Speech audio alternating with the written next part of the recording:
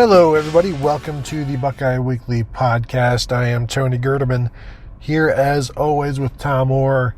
Tom, we just got done with a Tuesday session of speaking with Ryan Day, linebackers coach Al Washington, quarterbacks coach and co-offensive coordinator Mike Yurcich, nose tackle B.B. Landers, cornerback Damon Arnette, quarterback Justin Fields, and right guard Wyatt Davis. And I deserve some props for remembering all of those people without any slight delay. You didn't do them in the right order, though. Yeah, but it's like the straighter box. It's like the pick 3 or the pick 4 of the lottery. You don't have to get them in the right order, just as long as you got them on the ticket. And I did, because Wyatt Davis is my birthday. Robert Landers is my anniversary. And so, I was going to get all of these correct. The overwhelming feeling that I got, first of all, Ryan Day. Sometimes we would talk with Urban, and you could tell he wasn't very happy. Ryan Day, this was maybe, I wouldn't say surly. It's not surly. He just wasn't as joking or as happy or happy-go-lucky as he has normally been. I even cracked a joke and it went nowhere, which never happens. And he didn't barely even blink, which again, never happens. But it also, it lends itself to what the overwhelming message was for the team today, and is that they have a lot of things to improve upon. And even though this is the week where everybody's talking them up, I'm seeing all of the talking heads putting them in the playoffs right now, and now you've got a nobody opponent. I'm not saying that. Tom says that. In Miami, where you can start to feel good about yourself. It sure seems like they are doing everything they can to point out all of the bad stuff going on with the team right now in film and all of these private sessions where, as Ryan Day says, they don't want to upset the people, upset the players, but you have to show them everywhere where they can get better at, and everybody was talking about that. Yeah, there was no question that was the overwhelming tone of the day, which means it's also been the tone inside the building all week. You can always tell during interviews when you get more than a couple guys coming up to the podium and they're all kind of hitting on the same basic points. It's like, I wonder what you guys have been talking about in your team meetings today. It's real hard to tell. Today it was, we can't be satisfied. We looked at the film. There was a bunch of stuff we want to get straightened out. We have to keep working to improve. We're not where we want to be at the end of the year. We're not at that level yet. We got to keep working to improve on all of these different things. And that's true. I mean, this is not a finished product yet as a team. And there are always things you can do to get better. And Justin Fields is a relatively new starting quarterback, so of course there's lots of stuff he's going to be able to improve, and he's going to continue to grow over the next couple of years. But I wonder if Ryan Day's relative, not surliness, but just not, he did not look like the kind of coach. He was not walking around with the kind of upbeat attitude that I think most Ohio State fans are right now after 3 games. And I wonder how much of that was legitimately he's concerned about something, internal with the team, and how much of that is we have to put on the air that we are serious, this is business, and we have to keep focused, and we can't get complacent, because you've seen that, I think, with some teams in the past. Yeah, and I do think I don't think it's a disaster or like they're hitting panic or anything, but I do think it's serious, and because he's treating it seriously, so he wants to relay that. And it screams to me like the whole Urban Meyer psychology thing, where the team is a product of the coach's demeanor, and if he's telling them and he's looking at all of these problems and issues, and what he said about the Indiana game was they played well, but they didn't play great. The one thing that he is happy with, though, is that they are playing hard and their defense is running to the football, and that's something that Urban Meyer preached. That's something Ryan Day preached. Just go as hard and fast as you can for those 4 to 6 seconds, and then you clean up the rest. And right now they are doing the process of the cleaning up and looking at the film and showing the players, well, you could have done this. Look what you did, but this is what you could have done. Justin Fields probably left, 100 yards of passing on the field just with a couple of misses against Indiana. And you know how J.K. Dobbins is always talking about the yards that he left on the field. The focus this week is on themselves. They're playing Miami. And yeah, they will scout them. There was no mention of Miami today from the players, and only one mention of Miami today from, I think, Ryan Day. So this is one of those weeks where the focus is on yourself. You look at the ways you've played, the mistakes you've made, and you learn from them, and that's what they're doing. And it's, I guess it's one of those ways you to fight complacency is to show the players that you have nothing to be complacent about. This is going to be one of my very tired, well-worn, synchronized ice skating cliches. Yes. That you have all grown so tired about. Here we go. My daughter is on a synchronized skating team. Last year, in her age group, they did not have enough skaters, or they were in an age group where there was not another team at one of their meets, and so they were by default going to be the best team. But there are certain rules in synchronized skating at these certain levels, of course, and you can't skate. I mean, I do you want to go through them real quickly? I know you're well aware of all of these things. Tom. Just for the listeners, there are certain age groups when you can't skate backwards, and there's certain moves you can and can't do just depending on the thing. And so they were told they were skating against the rule book. So if they did everything they needed to do, they would win first place. If they had a move in their routine that was an illegal move, they would be given second place, even though there wasn't another team skating. TLDR, my daughter's a first place figure skater. No big deal. It's fine. We're not here to talk synchronized skating, no matter how much Gerd wants to do it. The point is, this is very much Ohio State's skating against the rule book kind of game. Ohio State is going to come out. Ohio State is not going to get beat. They may look like a second place team on Saturday if they're not focused, and they'll fart around and turn the ball over or make silly plays or commit dumb penalties, and it'll be a game longer than it should be. No one will beat them, but they won't be a first place team. Or they can come out, do what they need to do, take care of business, get improved, make improvements this week, and come out and be the first place team that wins by 40 points. So, all right, thank you everybody for listening to today's show. Synchronized Skating Weekly.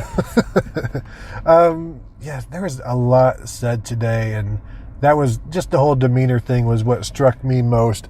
The only thing that made Ryan Day smile today was talking about Chris Olave, which gives you an idea of how much Ryan Day likes Chris Olave, because you know he gives it to them special teams as both a gunner and a punt blocker, as a receiver, and he wasn't the only one happy to talk about Chris Olave. Even BB Landers had some great quotes about him, and just watching the offense in general.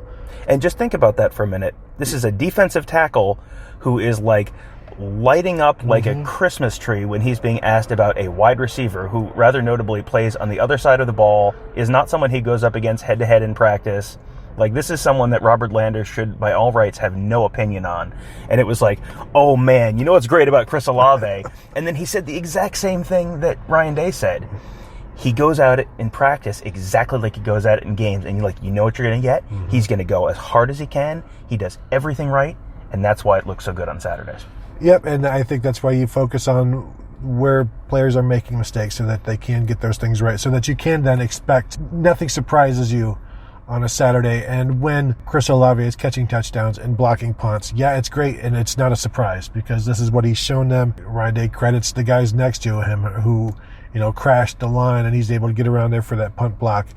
And but Olave, I was looking at I wrote a little bit about him, how consistent he is, and I think it's like 60 to 70 yards is his three game output in receiving yards, where he doesn't fluctuate. And we've seen, and Benjamin Victor hasn't either, but we've seen in the past where, you know, even like Paris Campbell would have 140 yards one day and then 32 the next week. And right now, I think that this consistent pass catching with Olave and Victor and KJ Hill is helping Justin Fields, who has not surprised himself, has not surprised Ryan Day, has not surprised us, frankly, because we called it as we did.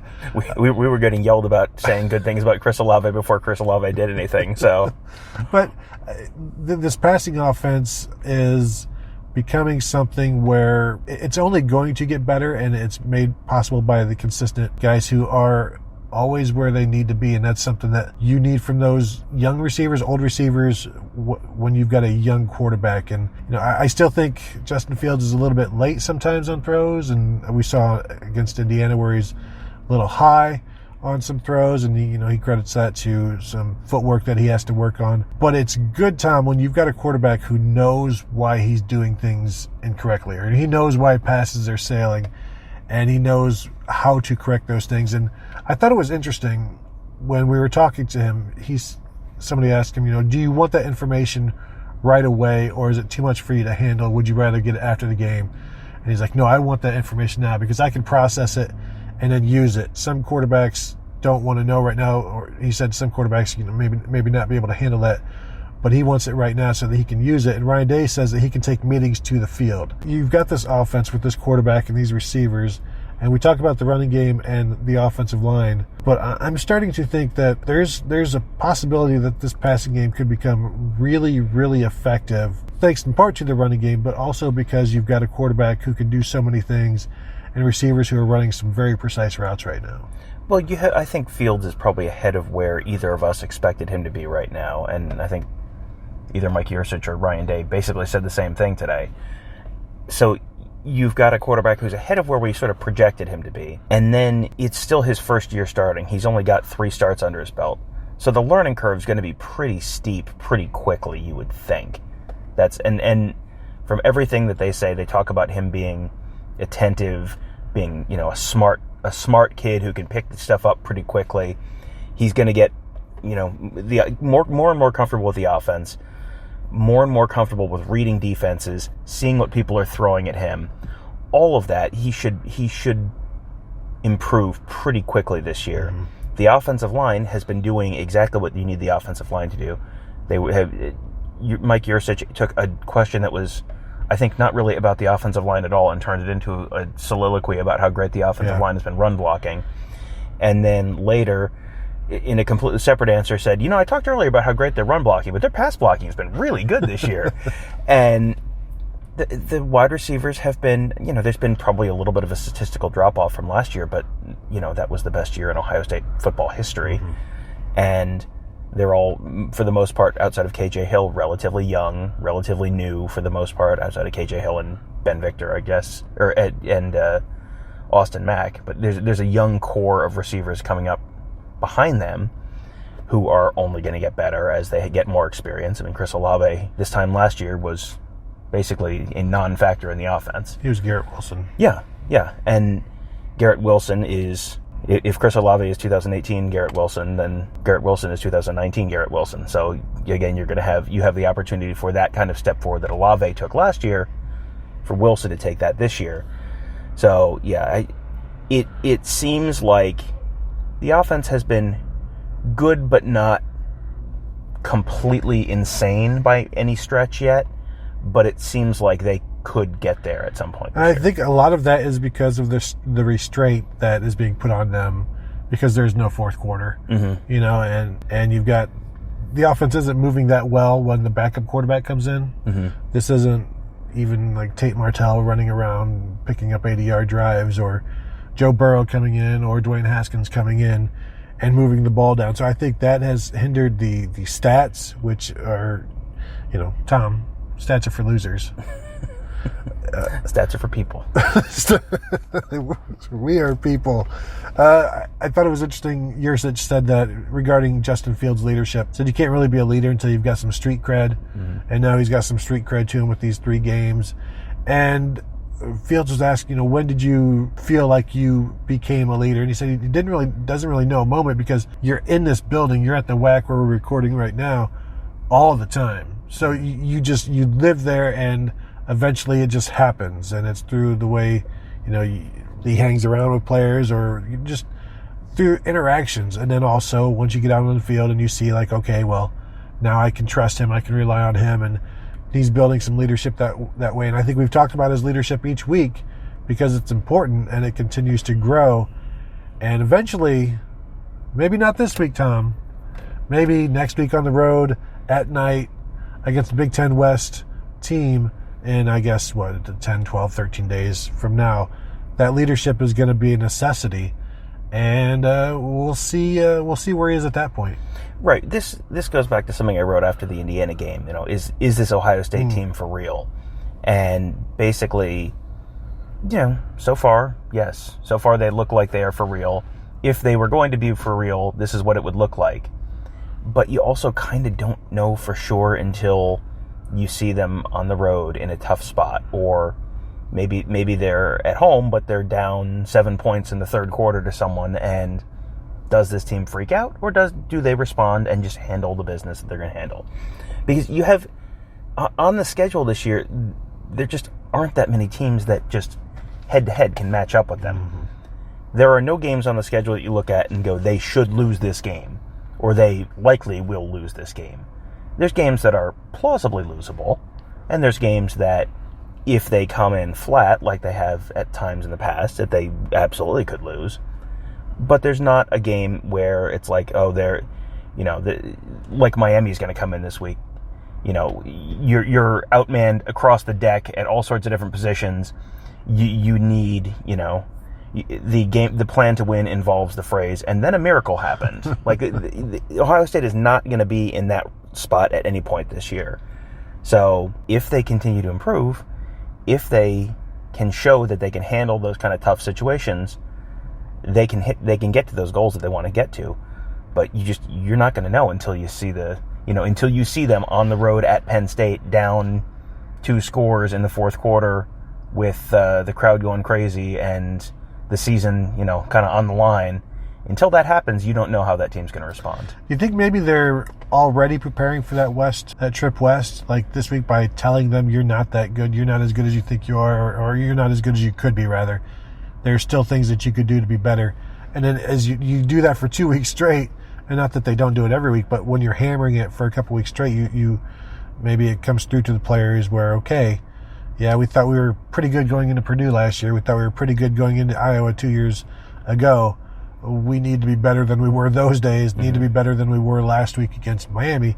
And maybe that's how because it is a focus and it is a concern of coaches where you get that stumble. And elite programs don't have that. Elite teams don't have that. And that's why Ohio State was on the outside looking in the last 2 years, because of those games. And if they want to get there, and Ryan Day said he thinks this team can be really, really good, but they just have to make sure they continue to get better each day. We also talked to Al Washington, linebackers coach, who is a bit of a pyromaniac based on some of the things he was saying, which was great. He said something about, if he sees a spark in Baron Browning, he's going to douse him in gasoline. He wants a full-blown blaze going with him, and he always speaks highly of all of his linebackers, as all position coaches do. But like talking about Tuff Borland, he said they need him out there for his leadership. Talking about Baron Browning, he said he has a relationship with his wife and his kids. Like he's always, he's around them. And, Pete Werner obviously does everything you ever want a guy to do. Malik Harrison, I think he said he could be one of the best linebackers in the nation and an All-American. And the thing is, in the past it has felt like, well, yeah, you're saying that, but where is the proof? And this year you're seeing the results of, it's not just, I like this kid because I'm around him a long time and he's like a son to me now. It's like, yes, that may be the case, but also these players are producing and you're seeing results on film, and so that makes you feel even better about them. It's a group of linebackers that has received plenty of criticism, rightly and wrongly, and right now they could be playing better, but I don't know that anybody would say they should be playing better. Watching from the outside, you can't look at it relative to last year, and this looks like a perfect group because they're not giving up the big plays. And how could they play better when they're not giving up huge plays that we saw last year? I mean, this is like giving starving people a hamburger from McDonald's. It's like the greatest thing in the world, and they're better than the hamburger from McDonald's. But you get my meaning. Like, there's room to grow, but already this is as good as Buckeye fans and Buckeye coaches can hope for.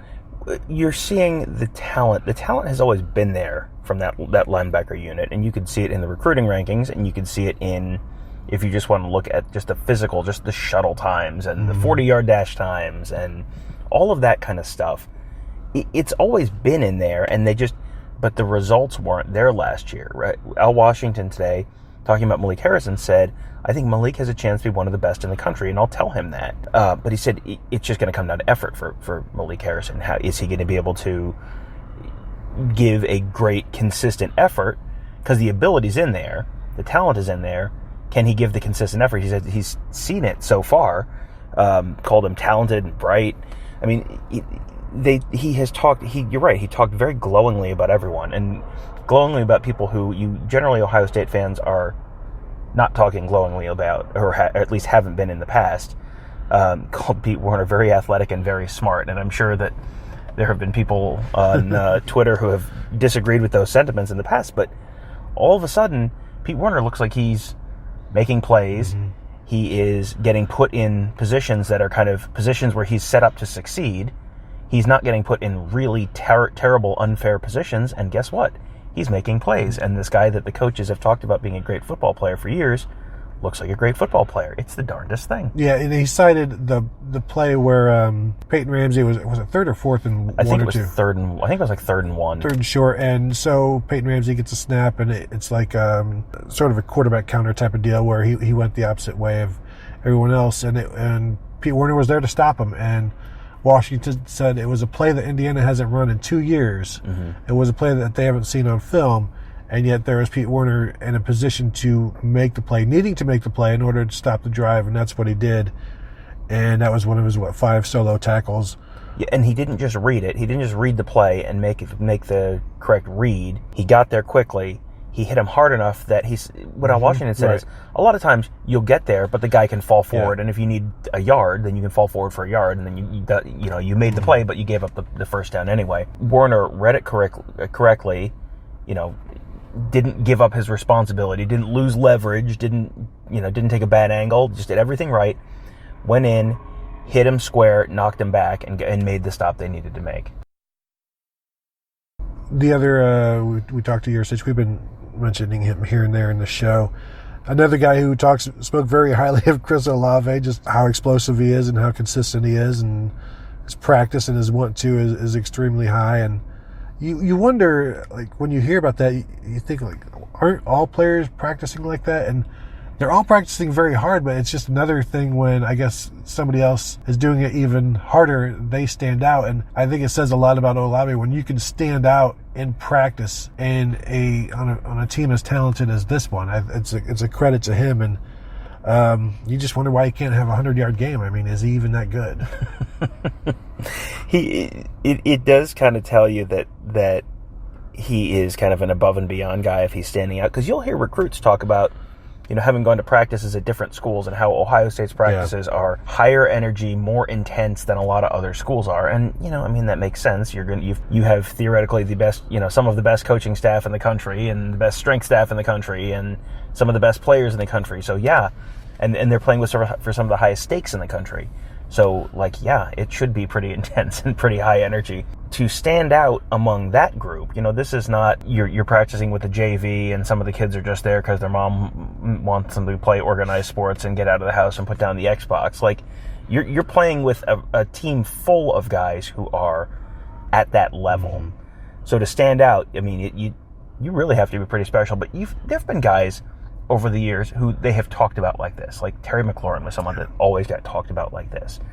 So if you are sort of the spiritual successor to Terry McLaurin in the wide receiver room, like that's going to bode pretty well for your college and pro prospects. Yeah, that's good company. We talked to B.B. Landers, Justin Fields, Damon Arnette, Wyatt Davis today. B.B. Landers had some good stuff to say about Justin Fields. Called him phenomenal physically and mentally as a football player, which is exactly the perfect words you want your quarterback to be described with. He said, you can't hit him, but you try to affect him in as many ways as possible during practice in order to help him prepare for the games. But he's said a couple times, he called him elite. Mm-hmm. And when one of your senior captains, your senior leaders is talking about the sophomore quarterback like that, that also gives Fields more credibility, and it gives him credit, where he can go and say some things to the team because you've got guys who are the spokespeople giving him this and putting this on him where, if he's going to say something to the team, it's not going to be taken the wrong way. And it took a while to get there because he had to play. But it's interesting how you're hearing more and more from other leaders about Justin Fields, the leader. Mm-hmm. And it's very easy to show up and be the hotshot 5-star kid from another school who comes in and thinks he's just going to take over the program, and for that to come off the wrong way and for people to hate you. And That very much seems like that is not how this has played out. And part of that is, I think, probably Justin Fields' personality, which, I mean, people talk about him just being a nice, likable kid. So that's probably part of it. But part of it is also, he's got the skills to back it up on the field, and you don't have to watch very long to go, yep, okay, this was not a misrank. Like, yep, this guy has the game to back up all of the talk and all of the accolades you've heard. So that it makes a lot of sense. The other thing that I thought was interesting from Landers today was he was asked kind of why things look different this year. Like, why is the tackling better this year? Why is everything like more intense? Why is the line play better? And he said they played so much more football going into the season that it prepared them better. And it's like, that sounds ridiculous because it's like you're at football practice every day, but it sounds like they just were doing a lot more one-on-one or offense versus defense, or going head-to-head with the defense. It wasn't just individual drills. It's been more physical in practice, and that's not always tackling. Like they've talked about, J.K. Dobbins doesn't get tackled in practice, but they'll kind of like stick and wrap him and not take him to the ground, because then you're running the risk of injuries and all that. But they've been more physical in a lot of different areas in practice. He said, and going against the offensive line, the quote was, if you don't bring your A game, they'll put you in the dirt. Mm-hmm. So you can't go halfway during practice. You've got to really go, because the guy across the line from you is really going, and the guy across the line from you is also pretty good at football, which, again, feeds back into that intensity, the energy, all of that. And if you spent all of August chasing J.K. Dobbins around the practice field trying to tackle him, when you're chasing down an Indiana running back, or it's probably a lot easier, and you have spent all that time working on the fundamentals, working on making sure you're doing everything the right way. They're talking about little stuff like hand placement and your first step off the line as a defensive lineman. I mean, this is not just like, when they talk about having to fix stuff, it's not just like, oh yeah, you lined up in the wrong side of the formation. This is like seemingly minor stuff that ends up making a big difference. It's like when Rocky in Rocky 3 was chasing chickens. It made it then easier, and he'd finally catch one. It made it easier then to chase Clubber Lang and catch him. Mm-hmm. It didn't help with the boxing. Al Washington, I wanted to find a quote from Al Washington. He said, they're emphasizing things with his players like stance, eyes, hand placement. But he said, when you're facing an equally talented team, mm-hmm. things like that can decide the game. And I don't want to be extremely disrespectful to Miami Redhawks. That's probably not this weekend. This is probably a weekend Ohio State can get through be okay. But you're coming up on games where that is going to start to matter a little bit more. And when it does, if they have spent these couple weeks as focused as it sounds like they're trying to be on that kind of stuff, that's when that really pays off.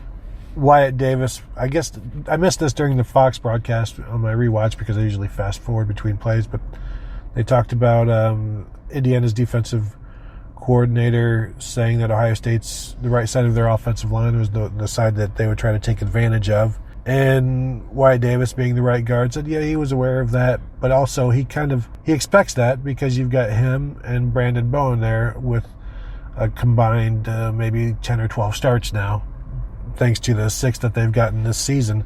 And so, when you compare that with Thayer Munford and Jonah Jackson, sure, you're going to have your doubters, but they are still part of 2 of the 5 starting offensive linemen who have graded champions every single week.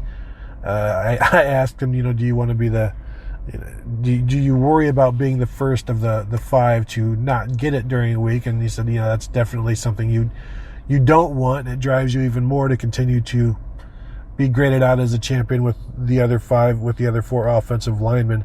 I thought it was interesting that he said there's still some competition among them to lead the team in knockdowns, and they're all trying to catch Jonah Jackson still.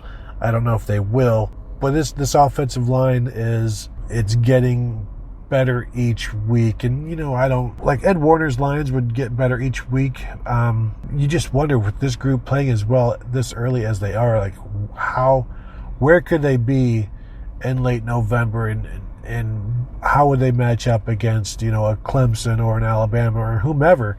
It feels like that's what this kind of offensive line is setting up for to play the elite defensive lines in the nation, and not just to play them, but to move them and have success against them. Because, I mean, we've talked about needing a quarterback that can win those games. That doesn't happen without an offensive line, and I think they are as equipped as they've been in a few years to have an offensive line that can get them where they need to be. Yeah, this seems like a team that isn't there yet. This is not an offensive line that's ready to knock holes in Clemson's defensive line in a college football playoff game, but they could plausibly get there. Like last year's offensive line would not have been a good matchup for Clemson's defensive line. This year, you can see it getting there because it's a young enough offensive line where you've got 4 new starters. Now, Jonah Jackson is obviously a veteran. You're probably not going to see like a tremendous improvement from him, probably.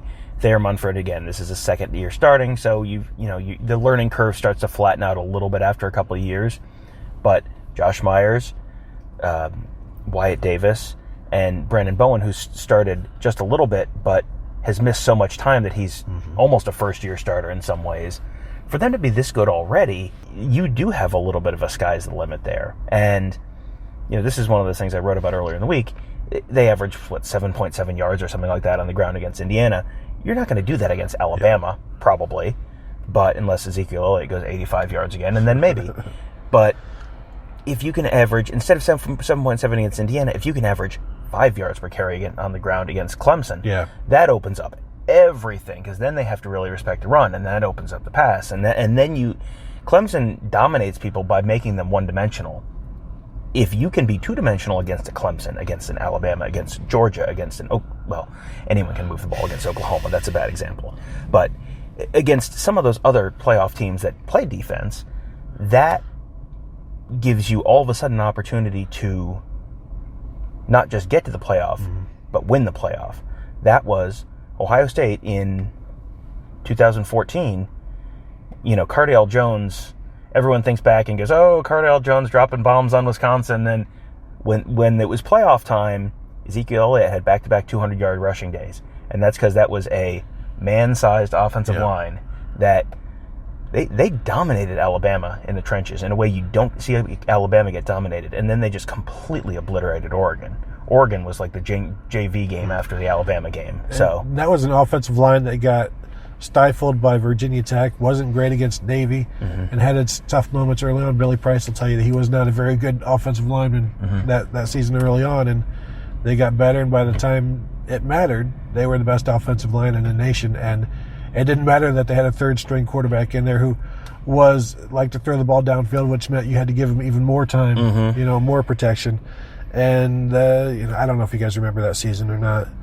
The last thing I want to talk about, and we'll spend the last 45 minutes of the show, on Damon Arnette. We didn't get to talk to him after the game, after his 96-yard interception return, but he did come out today. And he said a lot. Every player today started out by mentioning a teacher who meant a lot to them or who affected them growing up or in high school. And he mentioned his chemistry teacher in high school. One of his teachers. One of his teachers in high school. And Tom, what was one of the main reasons why he mentioned that teacher? He said the teacher let him eat lunch in class, which was an extremely Damon Arnette answer and very funny. His math teacher. But it was so interesting because Damon Arnette he's kind of a unique personality. He's funny. He's a little bit. He's not necessarily. He's reserved, but then sometimes he'll let you in. Yeah, and sometimes depending on how he's playing on the field, that can play well or that can play. I mean, you see people get angry about him dancing and signaling incomplete on passes, and it's like, well, that's who he is, and not everyone on this team is like that, and that's okay. Like that's fine. You're going to have different personalities with 85 different guys. He's just kind of an interesting, different personality. But then it got a little deep today. It was as mature a Damon Arnette as I think we've seen. I mean, he graduated earlier this summer. He said he had to complete 18 hours this spring in order to graduate. It was interesting. I'll stop you real quick. Ryan Day mentioned that Damon Arnette had some academic things he had to get through this last semester, and so when it came to Damon's time to talk, Jerry Emig, the SID, made sure to let everybody know that academic stuff was so that he could graduate. Mm-hmm. It wasn't so that he could stay eligible or anything like that. He wanted to point out that this is for graduation purposes, and Damon Arnette is now an Ohio State graduate. So that was one thing, but he said after the game, it was like, it's the start now. Like it was like the pick six was, he said, he called it the biggest play he's made in his life, but it wasn't like, yes, look at this thing I've done. It was like, all right, that's step one. Yeah. Now he's got his sights set on bigger things. He said the exact quote was, "We're not into proving people wrong anymore. We're just proving ourselves right." Because people asked him about last year and like, what's the difference between last year and this year? And he said, if your goal is to silence the doubters and the haters, then okay, you've done that now. Now what are you playing for? So again, that feeds back into the bigger goals. But there was a very kind of a little bit of an old Damon Arnette moment too when we had I think it was you. Did you ask him about the pick six and Ryan Day saying he wanted to punt the ball? He was so excited he wanted to punt the ball in the stands. And Arnette goes, "Yeah, he got that from me."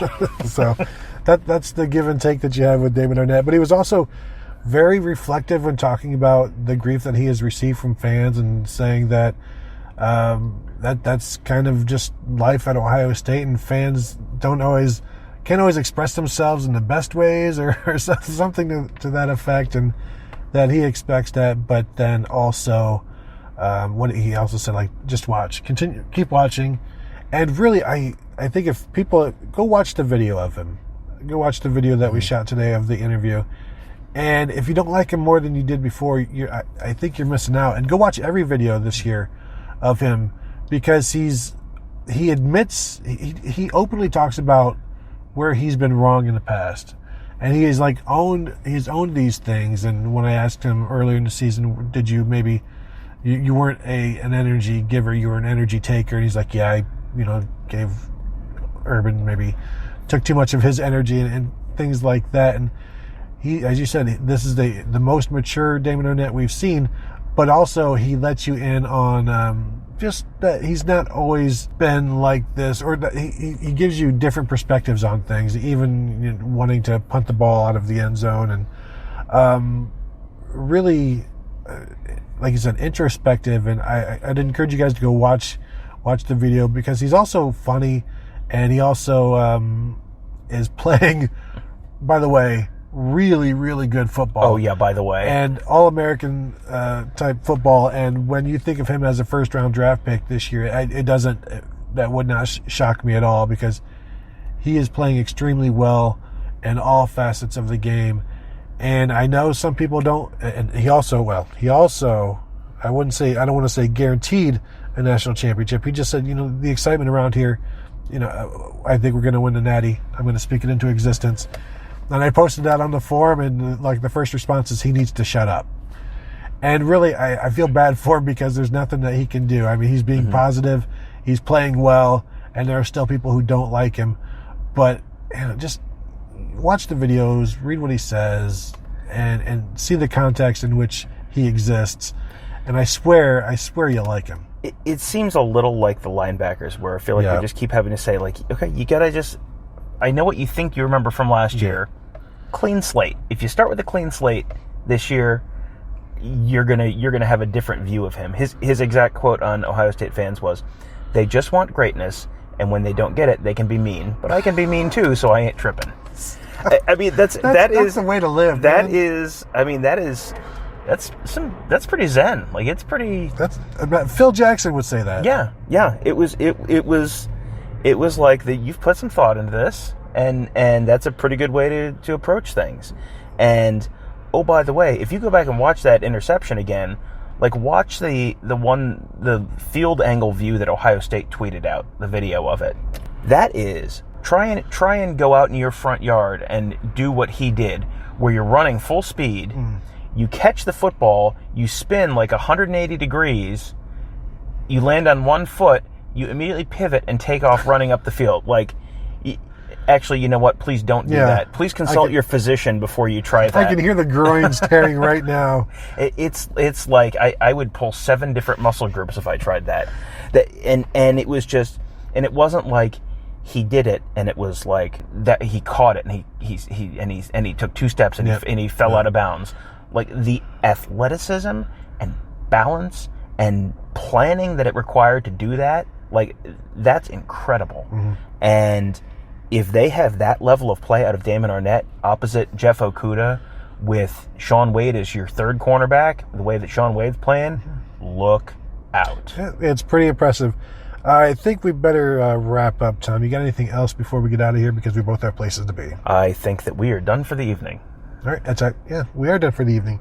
Thank you all for listening. We will talk to you again on, what, Tom, Wednesday? Thursday? See, I'm not good with schedules or calendars. I wasn't the only one. Justin Fields didn't know what day it was. So, me and Justin Fields, very similar people. A lot alike. Yeah. There. All right. Thank you all for listening. Check everything out at theozone.net from today. There's a lot there. There's a lot to go through, a lot to watch, a lot to read. Very interesting stuff, and it gives you more insights into the players that you watch on Saturday. So we will talk to you later. Have a good day.